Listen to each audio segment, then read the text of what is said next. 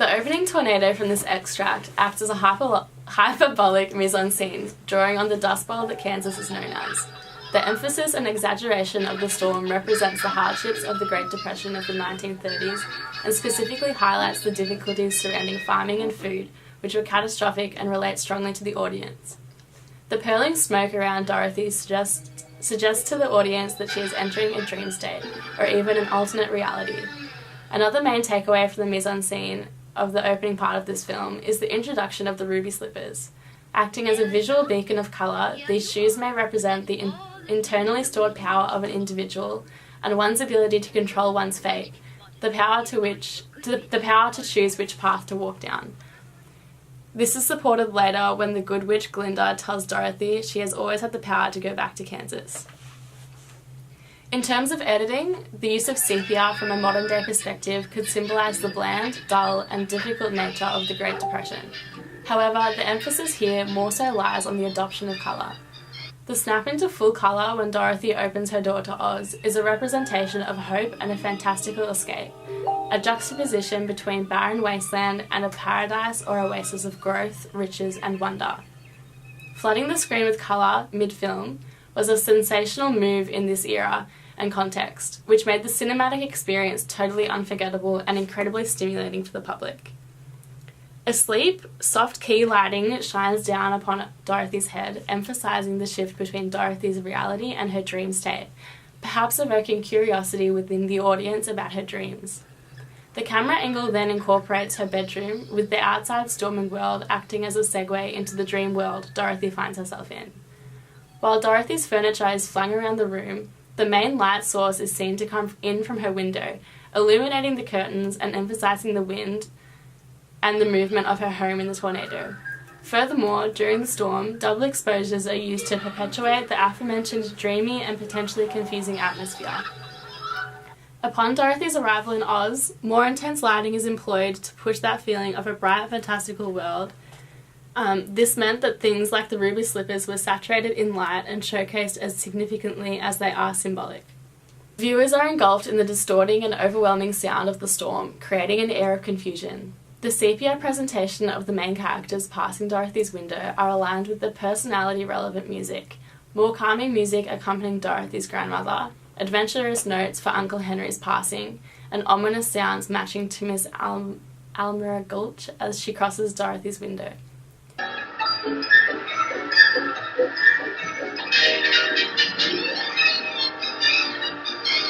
Oh! Escaped! Somewhere Over the Rainbow plays upon arrival in Oz, further evoking said feelings of escapism and hope, a land quite literally found through travelling the sky and juxtaposing again a storm to a rainbow land. Playful music plays while panning through various plants and a flowing river, evoking feelings of salvation and success. A rich and flourishing land, paired with this delightful soundscape, draws out an air of eudaimonia within the audience. This segment of film suggests an escape, as seen when Dorothy says, "Toto, I have a feeling we're not in Kansas anymore. We must be over the rainbow."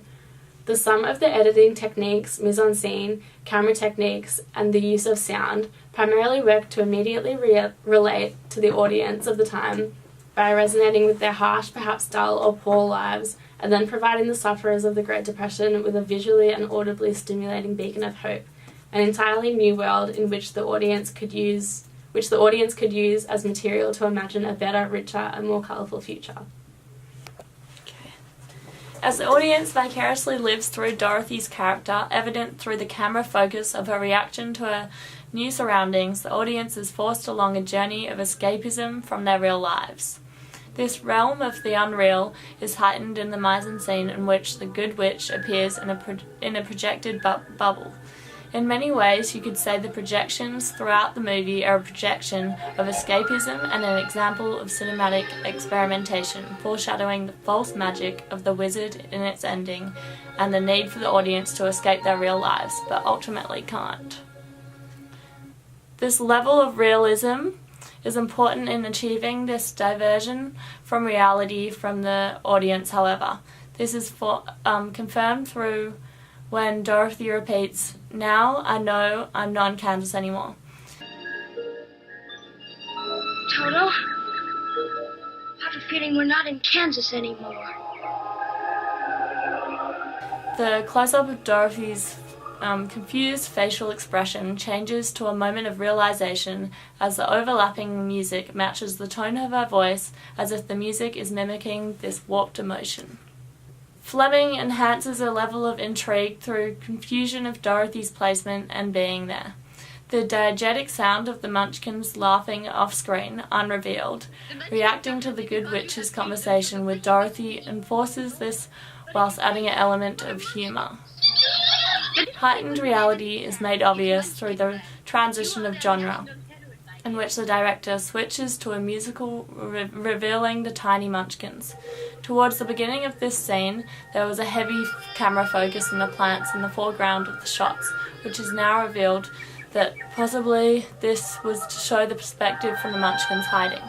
The characters' costume are bold and abstracted uniforms that reference the plants as flowers appear from the top of a few of their heads. Really, the entire scene is framed by the significance of the abstracted flowers, acting as a vice to draw the audience's viewpoint toward the center of the screen and into the magical city. The musical introduces an array of camera angles, changing from low to high angles until the scene is suddenly packed with the introduction of magical characters. As Dorothy follows the witch and gets introduced to more of the tiny people, each shot becomes more and more packed as every inch of the camera is eventually an overcrowded sea of faces and bodies. The sound is now overwhelmed by different voices and instruments alongside the marching footsteps and interactions between Munchkins. Eventually, this concludes with the mise-en-scene in which Dorothy and the witch are on a platform in the right foreground of the screen, with a much larger flower towering over them, and the Munchkins suddenly appear much smaller. Although the director has made an exaggerated and chaotic state within the shot, there is also a sense of order, as each Munchkin is lined up side by side. This order of chaos reflects Fleming's direct intent to distract the audience and achieve a cathartic experience, in which a world of depression and war can no longer be relevant. The tools used within musical theatre are disjointed from reality, reflected through the unnatural conversations as everything is said through song and the overwhelming dance. What I mean is this scene would never happen in real life, and this is exactly what Fleming intends on depicting. The technique of manipulating the elements of musical theatre is the perfect way to achieve the concoction of fantastical escape. Without the tools of modern-day editing like CGI, Fleming can attain a sense of escapism through the basic exploration of film techniques. The screen throughout this whole musical number is constantly filled with an overwhelming amount of colour and detail. The main reason for this is to showcase the new technology of being able to record colour on film and have coloured motion pictures. Dorothy is placed on a pristine horse and carriage of what appears to be a shining shell, guarded by a band of marching Munchkins in uniform, and further surrounded by happy little town Munchkins, which instantly identifies that Dorothy is the celebrant in the situation. This tells us that the death of this witch is not something to mourn, but something that should be celebrated. The town of people slowly stops singing and dancing when we are introduced to the mayor of the Munchkin city and all of the city's council representatives. They are welcomed firstly by a fleet of trumpets signifying their importance, and are positioned standing on the top of the stairs, which subconsciously indicates to the audience that they are the power holders in this scenario. As well as this, the mayor is equipped with a very large golden pocket watch, which is thought to be a very expensive accessory, seeing as no one else in the town is wearing anything like that. Once there is confirmation that the Wicked Witch is in fact dead, the city once again breaks out into joyous mayhem, singing and dancing to the thought of independence. Munchkins can be viewed linking arms and losing their marbles over the town hall. As we already know, the Munchkins are a strange and foreign species, but during this specific scene we get to understand just how different these little fellas are. When the Munchkins sing, It appears that the children Munchkin of the world of Oz are sleeping in their eggshells. Not only did they not come from their mother's vagina, but this indicates there must be a gigantic queen Munchkin somewhere that is big enough to lay these size eggs. The most mentionable editing technique that the editors of this film have used is when they cut back constantly to Glinda, the Good Witch of the North. Her smiling face, calm posture, and positive aura all help the audience to feel at ease, even when Dorothy is visibly shaken by the experience. This helps the audience to understand that there is no danger here. Dorothy is in good hands. The camera is constantly coming in and out of close-up shots and wide long shots.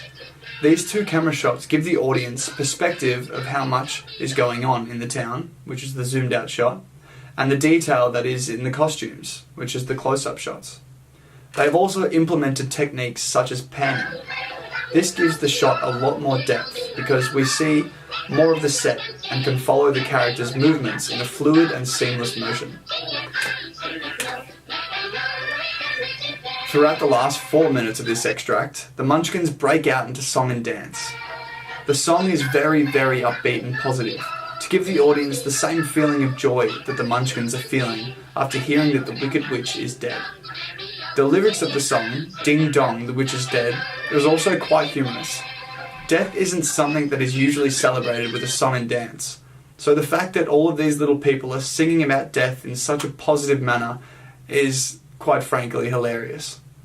Another extremely interesting use of sound is through the representatives of the Lullaby League and the Lollipop Guild.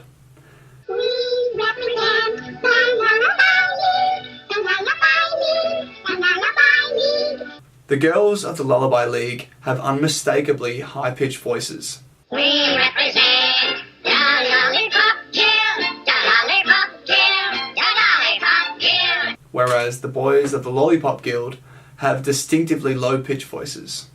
I think this contrast engages the audience because it is ironic and humorous to hear such small people with such unrealistic voices. All of these techniques that I have previously mentioned help build the feeling that in this magical land, filled with strange little egg-born creatures, Dorothy is their saving grace.